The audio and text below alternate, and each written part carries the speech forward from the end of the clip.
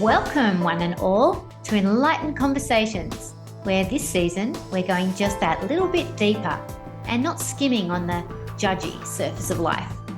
I will also be sharing conversations with my guides, and you can be guaranteed that all the topics that come through are authentic, life-changing and enlightened, because we want you to live a more joyful, peaceful and loving vibration. Let's go. Hi everyone, it's Michelle Lightworker here, and welcome to another episode of Enlightened Conversations. This episode is season 7, episode 8, and brought to you by the magic of radio, because at the moment I am having a holiday, so I'm pre-recording this so that I can be fully immersed in having a little break. So the episode that we're actually going to be covering today, it's probably a long time coming, and if you've listened to the previous episode, it's kind of set you up to understand the frame of mind that I was in just when the pandemic was about to hit and hitting, and it was, we covered it in detail via conversations with Ralph and also a meditation I had in episode 7. And this is a flow on from that, because basically COVID hit and I had just been given all this information on how a modern day initiate sits in the seat of not feeling they need to save everyone, but they're sitting in not only in a heart space, for the rest of humanity, but they're also sending lots of good energy to everyone to support them and cope. And that's via thoughts and reactions and, intentions and heart space feelings, genuine understanding, and looking into the soul of individuals as a singular person and also as a collective consciousness. I got some more detail on COVID via 2 journal entries that I will share with you today. The first one is a conversation with Ralph that I recorded in journal form on the 27th of April, so a few days after my birthday. So I'll hit that first. In light of the pandemic that is named COVID-19, I got the nudge to have a conversation with Ralph on the subject. So many of my Facebook contacts were talking about the dangers of 5G vaccines, tracking apps, and conspiracy theories around the virus being a mass military weapon. Ralph and I dialogued this morning on the subject. He was clear that the Earth will evolve beyond the physical plane, and this has already been discussed in the original book, Conversations with Ralph. The points he made on the subject were that the base of people's energy center, like the base chakra, had been very disturbed and ruffled by this virus. Their security, needs for money, shelter, food, work, and physical health have all been challenged. So, any wounds that they carry in this region of their body limit their perception. So the energetic center of the base he's talking about. So any wounds and imprints and energetic wounds in that base chakra region has contamination in relation to their security, their money, shelter, food, work, physical health, very challenged. So any wounds that they carry in this region of their body limit their perception. Their third eye can only see through the lens it does, which may have contamination from the base chakra issues. So I'm just going to stop there and just say third eye chakra and the clarity of the third eye chakra is really dependent on the existing wounds that we have in relation to certain issues. And so if we have those fears and around money and shelter and food and work and physical health, and we have wounds in our base chakra, what will happen is it will cloud our judgment. So what we see via our third eye won't be as clear. So that's what he's referring to. So any wounds that they carry in this region of their body limit their perception. Their third eye can only see through the lens it does, which may have contamination from the base chakra issues. So that's just a little bit of a side explanation for that bit. Their attachment to the earth and even trying to save it and the human race in its current form or physical body is a reflection of that. Also, in light of the conspiracy theories and that we are evolving past the physical to still have this human experience, not in the spirit world, just in the human experience, past the physical, evolving to the non-physical to have our human experience. Many people might not understand that. Well documented in conversations with Ralph that I wrote. But that's where we are all evolving to have this human experience in a non-physical form. Maybe very hard for people to understand, but that's actually what's happening. Also, in light of the conspiracy theories and that we are evolving past the physical to still have this human experience, not in the spirit world, I can see how everything is serving for us to get there. So I'm talking about how I can see that, and I can see how all of this COVID-19 trauma that people are going through is like this spiritual catalyst to help us to get to reconcile all our fears around our base chakra. So I continue and say, now many people don't like it one bit, the release of the physical. It would be hard to talk about it right now, being in the midst of the COVID-19 crisis. So we need to feel that heart space and compassion for people's limited view. It's a view that they actually need to have in order to be triggered to deal with their fears. They need to have the distorted view of the situation of COVID-19 in order to be triggered to deal with their fears. That's what I'm trying to say there. So we need to have compassion instead of judging the limited vision or feeling better than them. Oh, you feel like that about COVID. Oh, you're so like unconscious. You know, that kind of spiritual arrogance. More like, okay, they need to have that limited view. Their fears need to be triggered. This needs to happen for them. Their fears need to be triggered so that they can heal their wounds in their base chakra and their fears around their security needs for money, shelter, food, work, and physical health that are currently distorted. And they need to heal those wounds. So we need to have compassion instead of judging the limited vision or feeling better than them. So Ralph also spoke about, this is a very interesting part of the conversation I had with him. Never come upon this before, but wow, this was a doozy. So he also spoke about people's intuition as very narcissistic when you think about it. Collective intuition can be tapped into, but if the collective is not as conscious as the clear vision, then this too can be a distorted vision. When you think about it, it is really interesting that intuition is actually narcissistic. It totally is when it's only based on what's right for me. So that can change in light of our own evolution of consciousness from one day to the next, and really doesn't consider the impact that has on anyone else. So intuition is not the be-all and end-all of reclaiming ourselves. For if we are all connected, then we are only claiming one part of the whole. We are not looking at it for the higher sight of what is best for the collective. Interesting. Now, no one wants to hear that it's best for the collective to evolve beyond the physical because we are so attached to it. However, what remains, as I mentioned in the first book, is our relationships. Why? Because as I mentioned in Volume 2 of the Lightworker Practitioner Training, the Light-Filled Relationship, we are always relating. We are never not relating. We relate to parts of ourselves, and that is affected by others, triggering that. In the end, we need to resolve all to fully enlighten.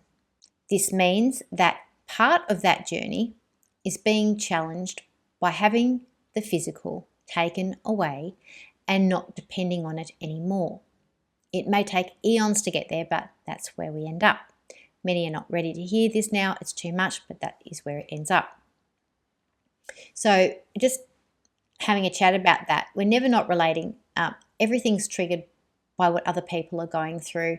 How this relates to our intuition is as our ability to integrate all our aspects of ourselves become more and more the norm, I guess you could say, all our aspects of ourselves are integrated, then we're actually not only are we more conscious ourselves and more clear ourselves, but we're not actually triggered as much by someone who's unintegrated in that aspect of themselves. And we start to clear up the collective consciousness. We start to heal the vision of the collective consciousness because we're feeding in an integrated, more whole aspect of ourselves. And so therefore, the intuition that we feel isn't necessarily just our own. We start to feel the collective intuition of everybody. And that is going to be, I think that's what I see as being a very much a evolving thing from day to day, and depends on how triggered people are in society as well, with regards to world issues and what's going on out there in the world and where we've healed up to. And on the one hand, you could say, the broadcasting of some events that have nothing to do with us over and over again, and that's all we're seeing is annoying, and while we're seeing that, it's not even our own country or what have you. But on a collective level, the whole world is dealing with that on a collective consciousness basis. So how we come out of that and how we react to that, respond to that, talk about that, make that heart-centered in our approach, that feeds back into the world. And so we are always adding to the collective consciousness in an integrated or reactive, splintered form. So we have a choice around that. Sure, we can have our reactions around things and have our process, have our grieving process, stay in denial about it, feel anxious and fear about it, step into anger about it, feel really sad about it. But once we come through it ourselves, that grieving process, because grieving restores our wholeness, or grow, as I like to say it. Once we do that, we can sit in a place in our heart space authentically, not spiritual bypass all those other feelings and skip them like they didn't exist, but get to that authentic heart space and see those issues as catalysts, for the healing of the whole collective consciousness. We can see all the issues across the world that way. We can reframe it in our brain and say, wow, society really needs to get this one because there's such an uprising about it. We all have an opinion on other people, how they run their countries, how they treat their people, how they enter into wars, or how they manage their finances, or how they have attitudes towards inequality. We're always sitting back, aren't we, as a society? And in Australia, we have like France 24 channel, we have India channel, we have, countless channels where they are broadcasting the same issues. So we are on some level dealing with it collectively. So I think that's one of the biggest learnings that came out of this conversation that I had, was this intuition, narcissism versus getting to a point where you can your sight is clearer, that you can let's call it integrated intuition rather than narcissistic intuition. I just want for a better word just came to me, and to see it as a collective consciousness intuition that will show you what's right for the whole, not just what is right for self. And that does not mean you deny what's right for self. It just means you do what's right for self, and you have got the capacity to be able to see what may be right for the collective consciousness rather than see it as a conspiracy. Because the universe is really working for our highest good always. So any control mechanisms that we think might be in play are an invitation for a spiritual initiation. So I'll go back to my journal entry because there's more here, of course. Regarding vaccines, I share here a bit about me, but I've never been pro-vaccine because one of my stepchildren had a reaction to a vaccine, so therefore I never vaccinated my children when they were little. So I've never been pro-vaccine. However, I just transparently tell you, I did get the vaccinations for COVID, and so did my family. I'm telling you that because I wasn't in the space of being anti-vaccine at the time of COVID. I tapped into something else. So this is what I'm sharing. I do say that our physical body needs to evolve from being more sensitive psychically to stronger psychically, and also physically to being stronger physically. Then I see this also mirrored in the body of our children as well. So if they have to take vaccines, then they're less likely to be affected by them physically. So we're invited to strengthen and let go of fear of the physical. So if they have to, we invite that energy for us as a parent to hold them in a space of positive energy psychically. So because what happens is when a child takes a vaccine, usually their etheric body is weakened a bit. So as parents, we need to flood that. And if we have a negative energy around it, then that's not great.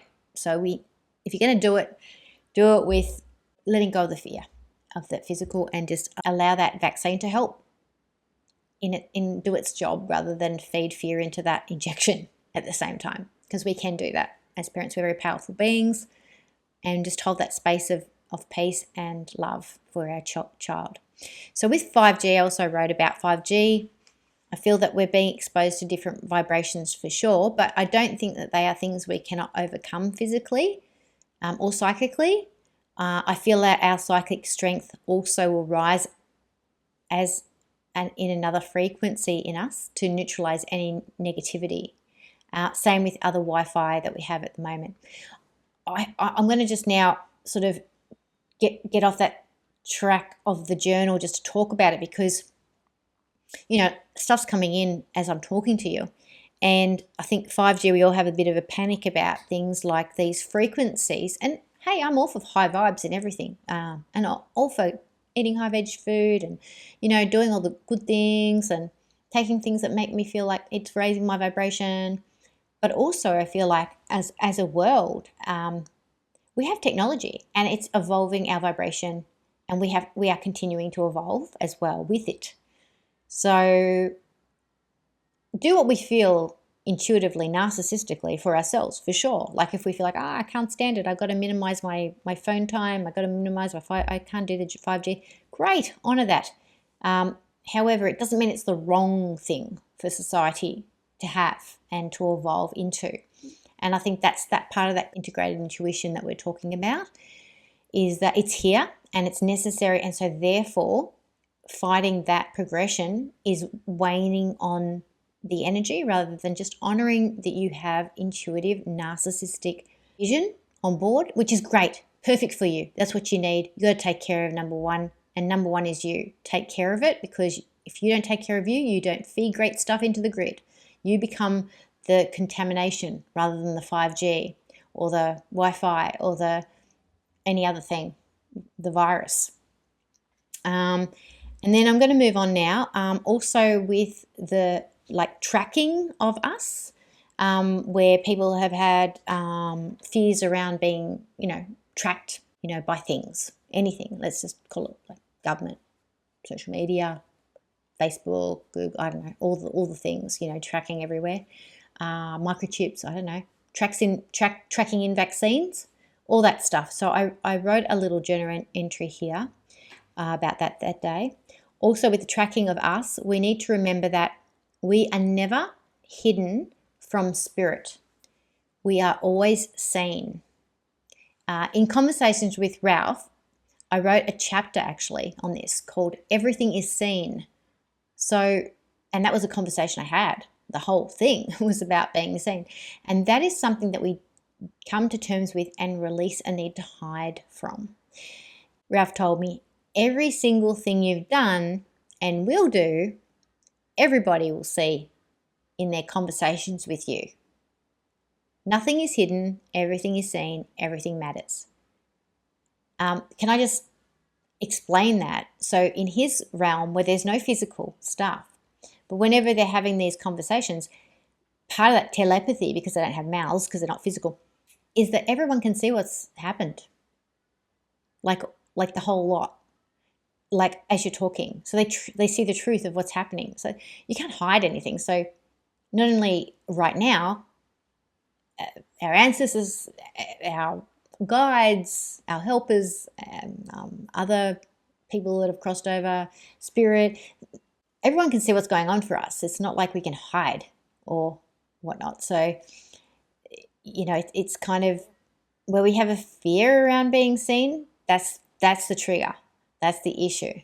So that's more the issue than the fact that we would be tracked, or it's that fear of being seen, fear of being potentially being controlled.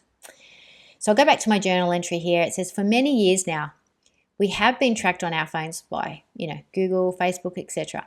And I just share here, I like it, as I know if anything happened to me, there would be a better way in this day and age to find out. I like it, as it's meant that it's easier for serial killers to get caught. I like the transparency.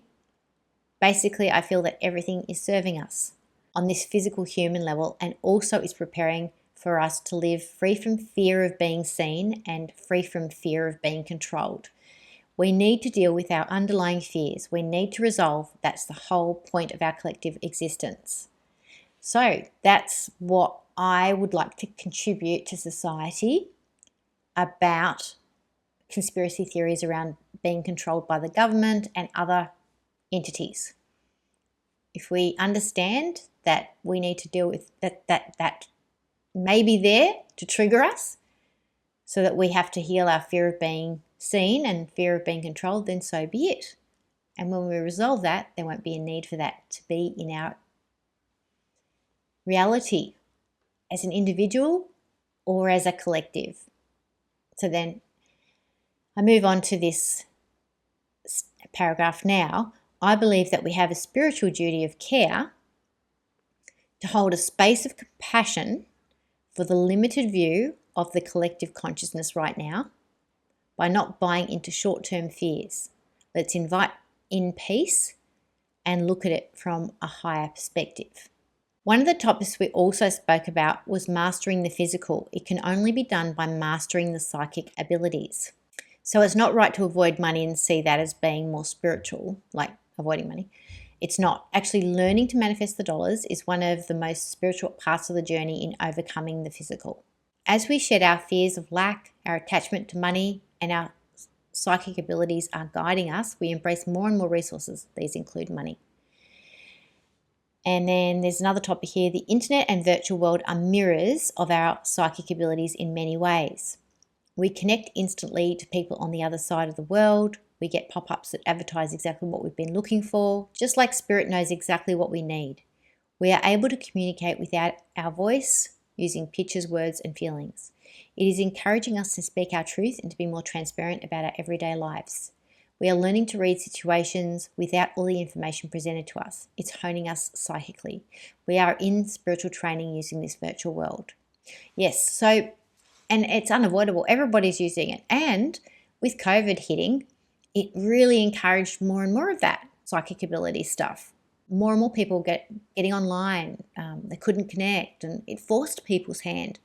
And it was like really pushing us to rely on the non-physical in a lot of ways.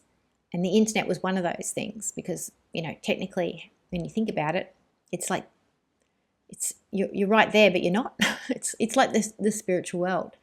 So he was showing me those comparisons between the internet world and the spiritual world and how similar they were in terms of getting people to relate so quickly. You're just using a picture or a word or a feeling to communicate without having to, use our actual physical voice. Although a lot of people were getting online and doing more live streams and things like that, that's for sure.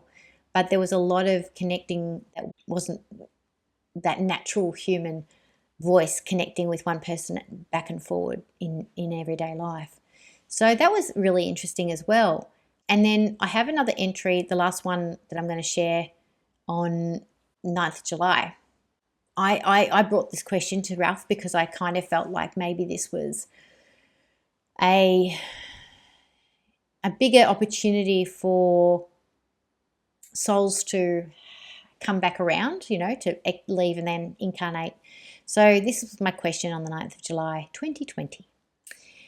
I said to Ralph, is COVID a catalyst for mass exodus of souls so we can incarnate a new generation of higher awareness that comes from the heart space?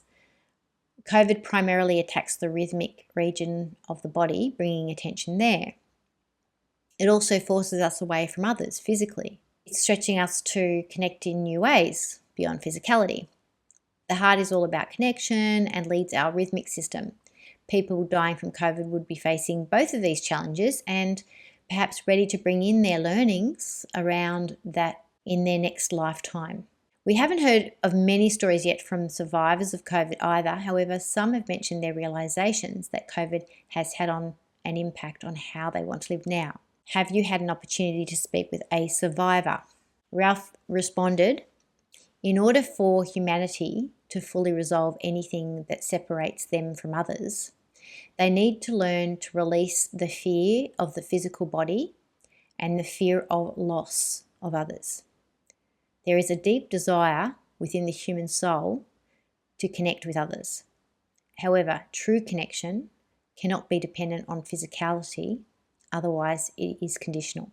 So, COVID-19 has been sent here to humanity at this time to educate them in the lessons beyond the physical realm. Their spiritual beliefs can be a catalyst. However, the physical threat of loss of life of themselves and others can also be a catalyst to help with the growth of the reality of connection, which does stem from this energy portal that exists within the body right now in your form called the heart. The only way humanity can resolve itself is to feel unity with everything and everyone, both dark and light. If there is only compassion for either side, there is an imbalance. COVID is stretching those who focus on light to have more compassion for darkness, and those in judgment, fear of loss, and angst towards inequality. The ones who I've just spoken about are also awakening to the light, but need to tread under a heavy weight of their own unresolved stuff right now in order to crack through there. The enlightened ones need to hold a high frequency of compassion and patience, acceptance and understanding of the journey. Remember back to when they struggled the most and put that face on the ones that they are now judging as acting out of darkness. Once that compassion is achieved from the light towards the dark will crack open more towards the light. The scales of human consciousness reach a tipping point, but it is the enlightened ones that need to pave the way, not by preaching to those who need to catch up. They are the ones that need to hold the high vibration of the heart space, because they are the only ones capable of doing that in this moment of time. I would suggest go so far to say that it is not just about compassion for those in that unconscious darkness and judgment. It is a tremendous feeling of love and expansiveness from their heart space, so that it extends beyond them and into the very core of the person that they are witnessing having their current consciousness. I said, that makes sense, as I've seen so many of my enlightened friends struggling, as have I, with our own judgments of each other. It's like the enlightened ones are challenged by judging other enlightened ones. And so we need to just focus on our own right action right now. How we respond, and not only that, but how we choose to resolve our own reactions is the key right now, so that we remain strengthened in our own heart space. Ralph said yes. And this would be the very best vaccine, prevention and cure for COVID-19 that would ever be created. That is the end of the journal entry. So that is what I would like to share today. I know that's a lot, but we've covered a lot of ground. But I feel like it was necessary and we really needed it. We needed to have a little bit of a enlightened view on the purpose and the spiritual initiation that COVID-19 presented us with an opportunity to have. Until next time, stay in your heart space, expand it to everybody. Lots of love. Bye for now.